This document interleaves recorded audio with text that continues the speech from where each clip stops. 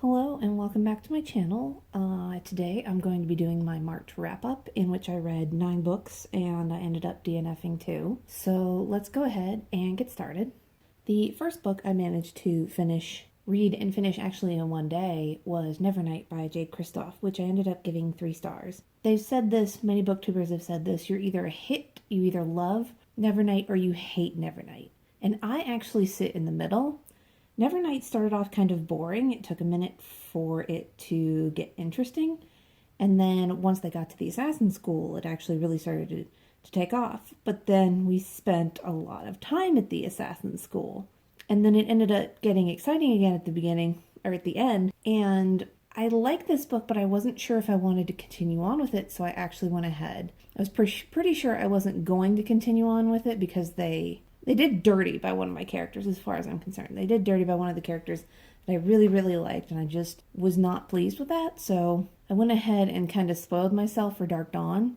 And when I found out who Mia ends up with at the end, I was like, no, I am no bueno about this. So I will not be continuing on with Nevernight. I did not hate it, but I did not love it enough to continue on. So that's why it got 3 stars. My second read of the month was Ophelia by Lisa Klein, which I also gave 3 stars. This is a reread for me, and I actually read this because there was a movie version of the book out, and I wanted to compare the two. It's part of my Did the Movie Get It Right series, and the first time I gave it 4 stars. At the time, I think I was just giving anything that was remotely interesting very high ratings, especially if I bought it, but having reread it, it's okay. Basically, it's the point of view of Hamlet from Ophelia, with some extra at the beginning that tells her early life, and then there's basically a third act, if you want to say, in the book. So, detailing what happens after Ophelia, quote-unquote, dies. So, it was nice to get a different perspective from a different character in the Hamlet play, but I'm going to be upfront and honest, I hate Hamlet. I've had to read it way too many times. It is not the brilliant piece of literature everyone shits themselves over. It is an okay piece of literature.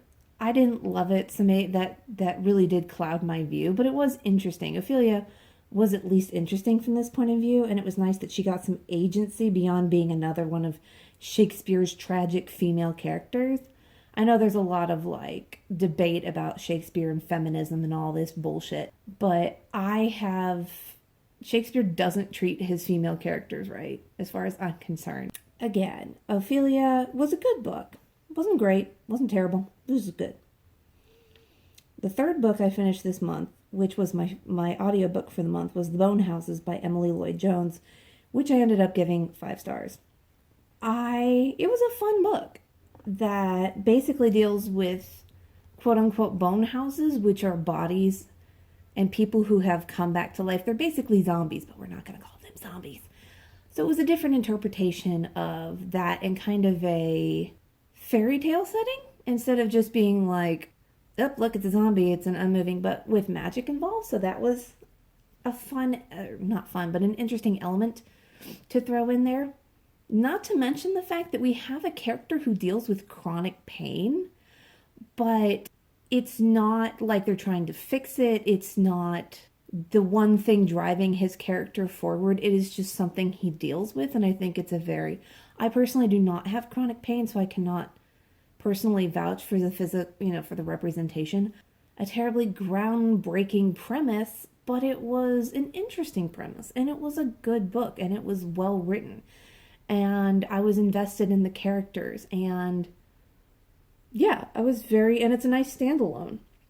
So I recommend this book highly. The fourth book I read this month was The Queen of Nothing by Holly Black, which ended up getting 3 stars, and I'm not going into detail about that. I will link my series review of the Folk of the Air series. But overall, I was just not wowed by this. I think Carden was out of character in this book. It was very much like boom, boom, boom, this is what we have to do to get done. So the 5th book I read, which was actually the epic poem Sir Gawain and the Green Knight, I ended up giving 3 stars, and it was the interpretation or translation by Simon Armitage. It was interesting. I will again link that video because I read that for the St. Patrick's Day video I did. I will link that video. And I did that one with Once and Future, which I DNF'd, and I went into greater details about those two. So I will link that review if you want to know more about it. The sixth book I managed to finish was The Exiled Queen by Cinda Williams Chima, which I gave 3 stars.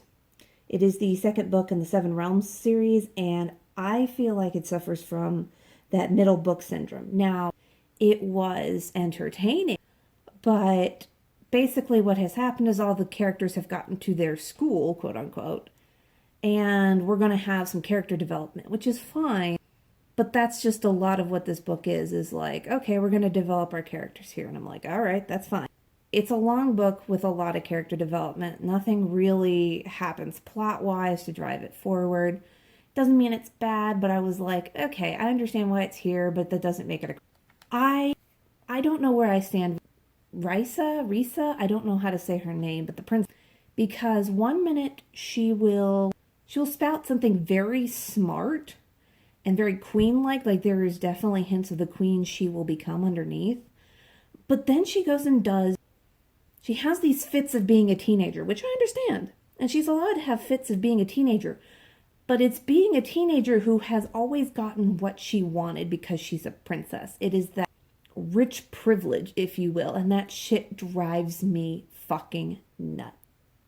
Really what it was the whole Amon situation. She's like, I thought we were in love, and I had this, it was like, nothing was ever stated, bitch.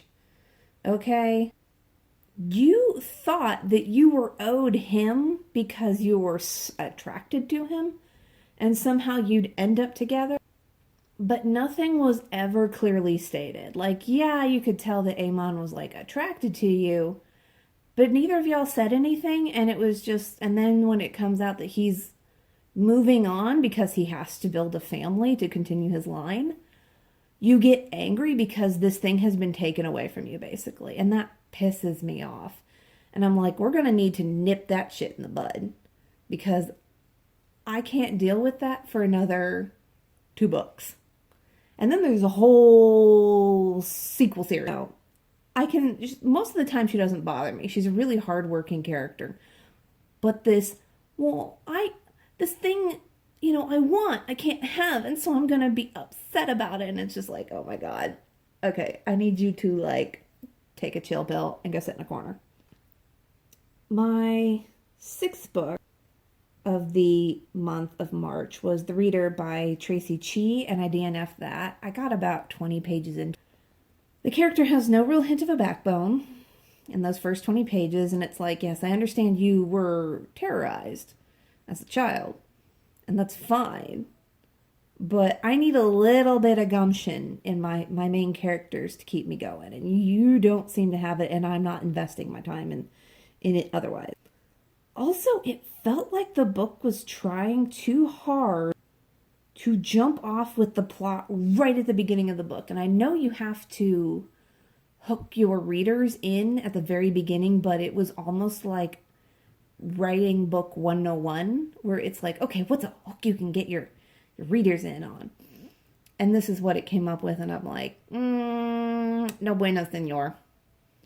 My 7th book of the month was Lady of Magic by Sylvia Izzo Hunter, which I gave 4 stars. This is the 2nd book in the Noctis Magi series, or trilogy. I enjoyed this one. I'm in this series for pure enjoyment. This is not a groundbreaking series. This is not a new plot or what have you. Most aren't. This book takes place 2 years after the events of the first book, and it follows Gray and Sylvia as they settle into a new life, or at least a new temporary life in Dunedin, which would be Scotland, to study.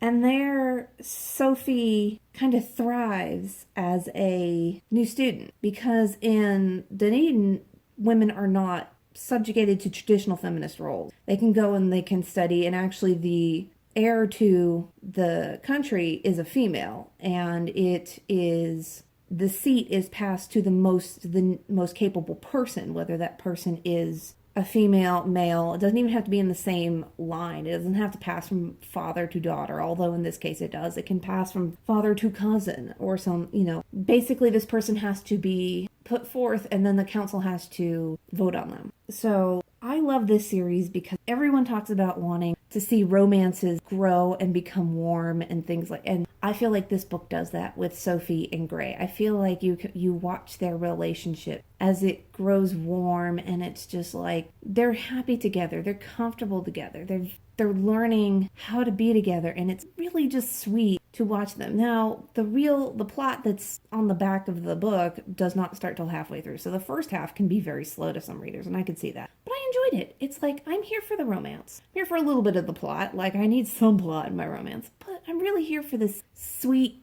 relationship. So that's why I gave 4 stars. The 8th book I read this month, or in the month of March, was The Hunger Games by Suzanne Collins, which I still left at my 5 stars rating. And I was afraid it wasn't going to hold up after so many years, and the fact that I am now, and to me, it still holds up. I still think it's very relevant. I think the writing still holds up. I think the story itself holds up. Some of the knee-jerk reactions that Katniss has are a little bit annoying, but considering the circumstances of her situation, I can understand them.